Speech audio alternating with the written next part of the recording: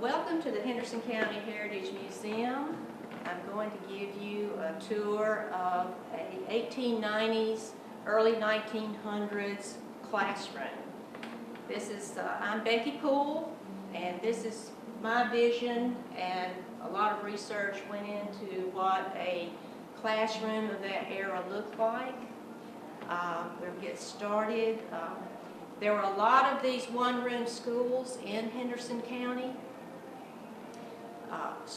And this actually started in the Mills River area in 1797 after the Revolutionary War, and the school was built. There was Revolutionary War. James Britton of Mills River donated 10 acres of land for a school to be built. And after that, there were schools, one-room schools that were started. Mills River also was known as the cradle of education in Henderson County. Later on, the Civil War came along, the war between the states, and the education still continued but severely slowed down at that time. And it was around 1895 before there was a recorded history of Henderson County education in full swing again. So our education exhibit is dedicated as a tribute to the men and women that actually gave most of their lives to see that our children were educated during that time period. So let's get started on this tour. Over the door here you have a hornet's nest that is authentic, actually gathered here in Henderson County. And as we move on, the children would bring their lunches to the class each day. Now everybody had a different lunch pail. A lot of them carried the lard can. And to be sure that they could identify their lunches, they would either identify it with a ribbon or something that they would know, this is my lunch. Or they would have a basket such as this. This was woven out of a vine, like a grapevine. So they would weave their basket and would have something to carry their lunches in. Also, you see the pail here, or a burlap bag, whatever they might have. This bench was known as a recitation bench. If you were a student at that time, you would sit here and be ready to recite your lesson for that day. And when you did recite your lesson, you would go to the front of the classroom and stand in front of the class and recite. Everything was memorization. So you would have to be ready that day for your lesson. As we move around, you're going to see 1890s clock, the regulator B, and that clock does state 1890. This is W.G.B. Morris. He was the school superintendent at the time. As you come down, you're going to see an actual 1861 North Carolina, South Carolina map. And if you can see closely on that, you can see that Henderson County was much larger than it is today. A lot of the counties had not been formed at that time. But that is 1861 for North and South Carolina. This cabinet contains penmanship. In that time and period, penmanship was very important.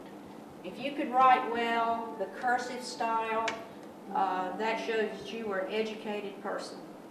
People were very, very proud of the fact that they could write, and they practiced the fact to be able to write everything very well.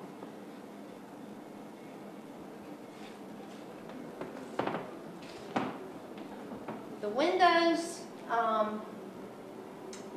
were made, what I did was just form the panes out of a thin wood to give it the paint effect. the schools in that time, of course, had the old glass windows. The shade is also, you can, that does, by using the cord, you can heighten that shade or lower the shade.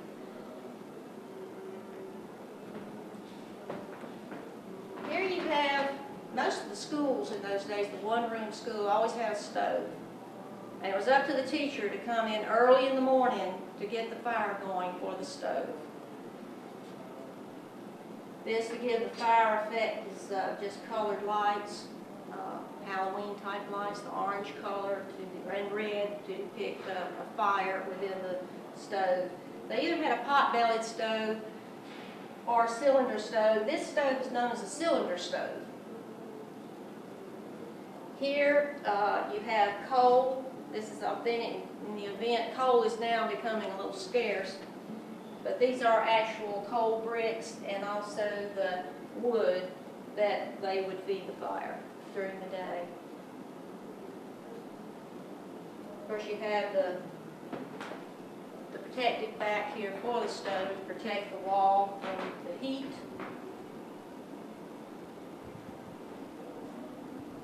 This is a toy of the time. He's a neat little fellow. This is known as Dancing Dan. And some of you probably have seen this type thing before.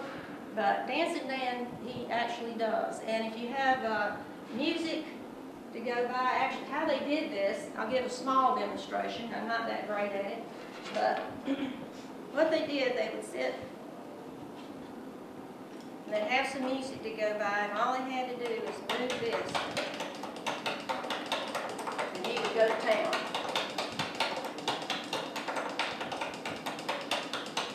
If you get really proficient at this, you can, if you have some music, violin player, fiddle player, you can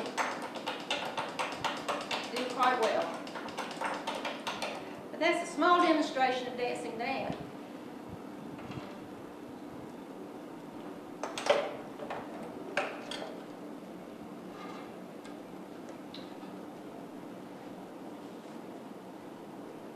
The drinking water, what would happen in the mornings, the boys in the class who had the assignment of going to the well or the creek or the river, normally a well in this area, and they would gather water.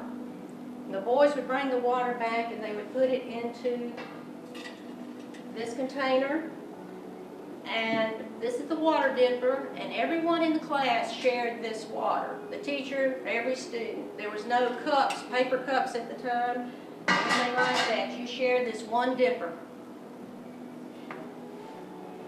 You have the globe. Now this is the rules for the students attending school at the time. And it was a very, you had to abide by these rules. The teachers were very strict.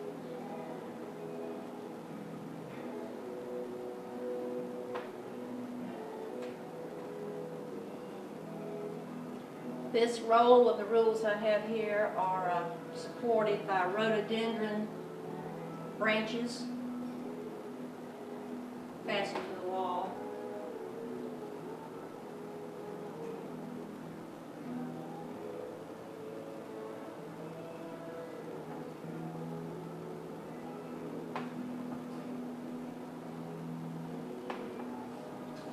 And here you have on the windows are what you see, the one-room schools. There were 51 schools for white students in Henderson County, and there were 11 black schools in Henderson County. But you get an idea from this, the one-room schoolhouse. This organ is the authentic organ that came out of Holly Springs Church School. The schools and the churches shared the same building.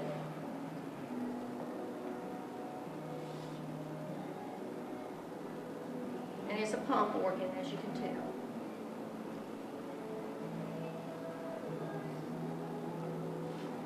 The school desk These two desks, the double-seaters, are actually 1905. They also come out of the Holly Springs School. As you go over, the other school desks get more modern as they go. However, they just date up to, I'd say, the 1920s, 1930s. The design of these school desks was so proficient and so good that it lasted for years in one variation or other, but still the same design.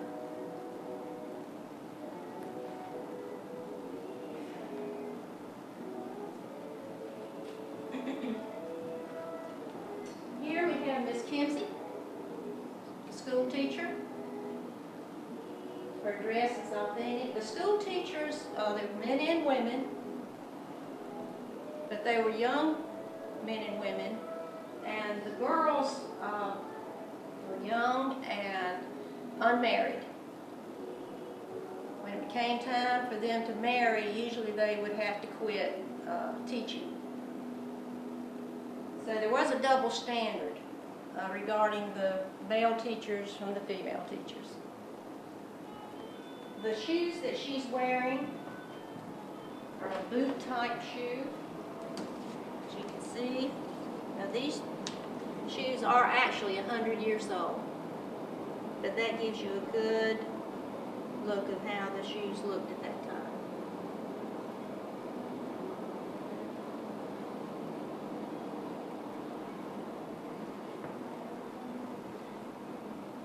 This is the teacher's desk and chair.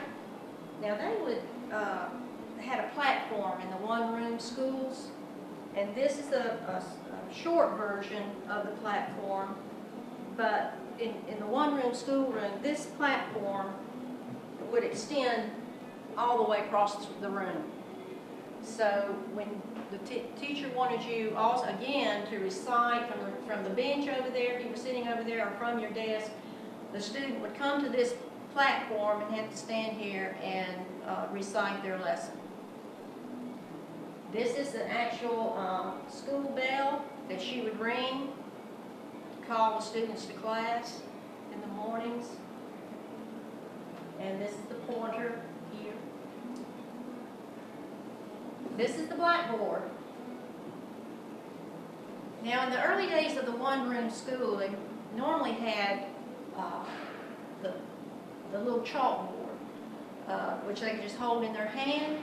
And this is one reason that memorization was important at that time. You had to, if it was poems, if it was spelling, if it was geography, music, whatever the teacher wanted you to recite, they had no other way. So there was no paper or pencils and things like that at the time. They had soapstone.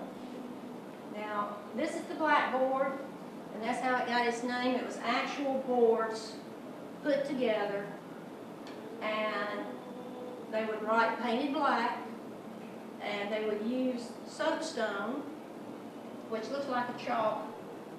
This is the soapstone here. In Henderson County, in Mills River, there's a mountain called Soapstone Gap, and there's a lot of soapstone on this mountain. And it's very versatile. They use soapstone for tombstones. Also, it makes great cabinet tops, countertops. But this is where they would have to write there. This invention, the blackboard, was one of the greatest additions to education into the schoolroom, because with this, the teacher could teach the whole class, because here it's in larger version. And this came from, there were large slate slabs that came from Edinburgh, Scotland in 1801. That was when this started, and they would have these slates shipped here and to the United States. But the blackboard was one of the greatest inventions once the slate board came along also. But before that, they had to just put the boards together like this with wood.